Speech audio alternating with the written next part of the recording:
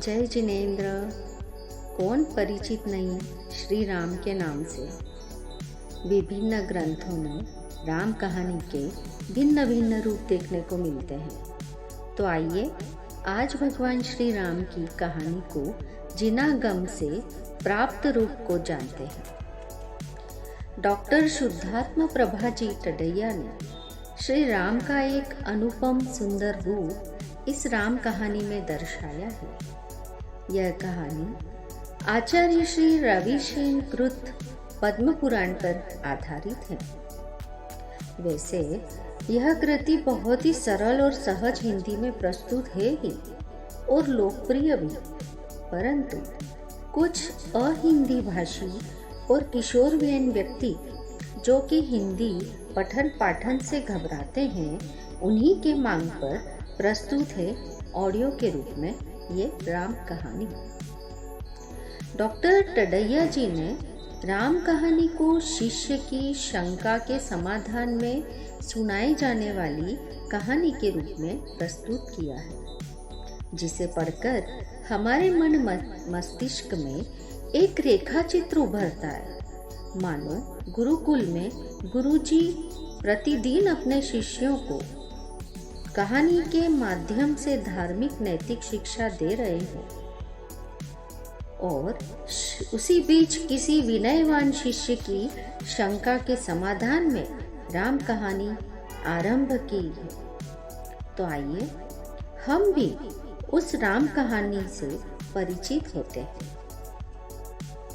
धर्म करत संसार सुख, धर्म करत निर्वाण, धर्म पंथ साधे बिना नर तिर्यंच समान। संसार सुखों को प्राप्त करने वाला भी धर्म ही है और धर्म से ही मुक्ति की प्राप्ति होती है। अतः प्रत्येक प्राणी को चाहिए कि वह अपना जीवन धर्ममय बनाए। जो व्यक्ति धर्म के रास्ते पर नहीं चलता है, वह मनुष्य होकर भी पशु के समान ही है।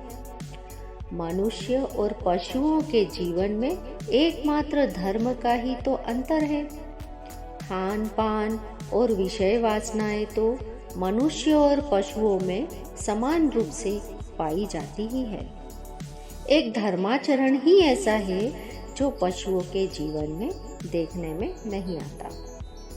गुरुजी धारा प्रवाह बोले जा रहे थे कि बीच में ही टोकते हुए सविनय विनय बोला, गुरुजी यह कैसे हो सकता है? जो धर्म निर्वाण की प्राप्ति का कारण है, वही धर्म सांसारिक सुखों की प्राप्ति भी कराए, क्योंकि संसार और मोक्ष तो परस्पर विरुद्ध है न। अत्यंत विनय पूर्वक पूछा गया विनय का प्रश्न सुनकर प्रवचनकार गुरुजी बोले, तुम ठीक कहते हो कि संसार और मोक्ष परस्पर विरुद्ध हैं, अतः उनके कारण भी अलग अलग होने चाहिए। दोनों के कारण अलग अलग हैं भी। संसार सुखों का कारण शुभ भाव रूप पुण्य है और मुक्ति का कारण वीतराग भाव रूप शुद्ध भाव रूप धर्म है। शुद्ध भाव रूप वीतराग भाव तो धर्म है ही, पर शुभ भाव रूप पुण्य भाव को भी व्यवहार से धर्म कह दिया जाता है। अतः जहाँ धर्म का फल सांसारिक सुखों को बताया जाए, वहाँ धर्म का अर्थ पुण्य भाव रूप शुभ भाव जानना चाहिए, और जहाँ धर्म को मुक्ति का कारण बताया जाए, वहाँ धर्म शब्द का अर्थ शुद्ध भाव रूप वीतराग भाव जानना चाहिए। ज्ञानी धर्मात्माओं के जीवन में यथा योग्य दोनों ही धर्म भाव पाए जाते हैं और पाए जाने चाहिए। यद्यपि यह संसार तो दुखमय है ही, इनमें रहने वाले अधिकांश प्राणी भी दुखी ही हैं, तथापि आत्मानुभवी ज्ञानी जन इसमें रहते हुए भी इसमें रचते पचते नहीं हैं, सदा विरक्त ही रहते हैं। यह संसार रचने पचने योग्य है भी नहीं।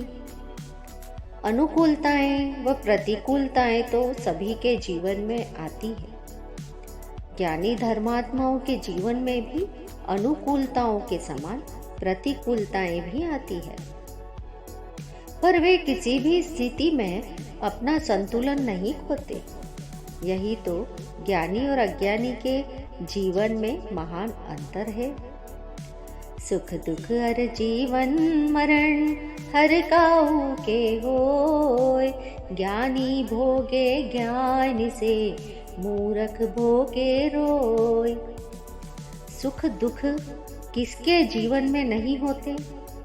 चोट तो किसी को भी लग सकती है, घाव तो किसी को भी हो सकता है, दुर्दिन भी किसी को भी देखने पड़ सकते हैं, पर अज्ञानी जन जिन विषय परिस्थितियों में घबराकर अपना संतुलन खो देते हैं, ज्ञानी जन उन्हीं स्थितियों से प्रेरणा प्राप्त करते हैं और तथा धर्म के पथ पर और भी दृढ़ता से चलने का संकल्प करते हैं एवं दूसरों को भी यही प्रेरणा देते हैं। यहाँ तक कि उनके प्रति भी सद्भाव रखते हैं, जिन्होंने उन्हें इन विषम स्थितियों में डाला होता है, उनका भी भला चाहते हैं, उन्हें भी धर्म पथ पर स्थिर रहने की प्रेरणा देते हैं। जब गर्भवती सीता को सेनापति कृतांतवक्र श्री राम के आदेश से बियाबान जंगल में अकेली छोड़ता है और पूछता है कि हे माता, क्या श्री राम को कोई संदेश देना है? तब ज्ञानी धर्मात्मा सीता एक ही बात कहती है कि हे सेनापति, तुम महाराज श्री राम से मात्र इतना ही कहना कि जिस प्रकार लोकापवाद के भय से मुझे त्याग दिया, उसी प्रकार लोक अपवाद के भय से धर्म को मत छोड़ देना, क्योंकि मुझे छोड़ने से तो कोई बड़ी हानि होने वाली नहीं है, पर यदि धर्म को छोड़ दिया तो भव भव में अनंत दुख उठाने पड़ेंगे। लोक में सच्चे धर्म की निंदा करने वाले की भी कम नहीं है। लोकापवाद से डरना तो अच्छा है, पर इतना नहीं कि न्याय अन्याय का भी ध्यान न रहे। देखो, धर्मात्मा सीता ने इतने बड़े संकट के सन्मुख होने पर भी धैर्य नहीं छोड़ा, अपना संतुलन कायम रखा। अभी वे इतने बड़े संकट को झेल सके। सर्वत्र ही संतुलन श्रेष्ठ है, आवश्यक है। गुरुजी बोले जा रहे थे कि विनयावत विनय बोला, हे सीता देवी कौन है? श्री राम कौन थे? उन्होंने सीता देवी को क्यों छोड़ा था? अरे, तुम राम कहानी भी नहीं जानते? राम कहानी जानने के लिए आचार्य रविशेन कृत पद्म पुराण पढ़ना चाहिए। पद्म पुराण मूलतः तो संस्कृत भाषा में है, जिसे शायद तुम न पढ़ सको, पर पंडित दौलत राम कासलीवाल ने उसका हिंदी अनुवाद किया है। इसे पढ़कर तुम अपनी जिज्ञासा शांत कर सकते हो। गुरुजी की बात सुनकर सभी श्रोता एक साथ बोले, गुरुजी, आप भी हमें राम कहानी सुनाइए ना। गुरुजी समझाते हुए कहने लगे कि राम कहानी इतनी छोटी थोड़ी है, एक दिन में सुना दी जावे, उसमें तो अनेक दिन लगेंगे। यदि आप सब रोजाना आने की तैयारी में हो तो।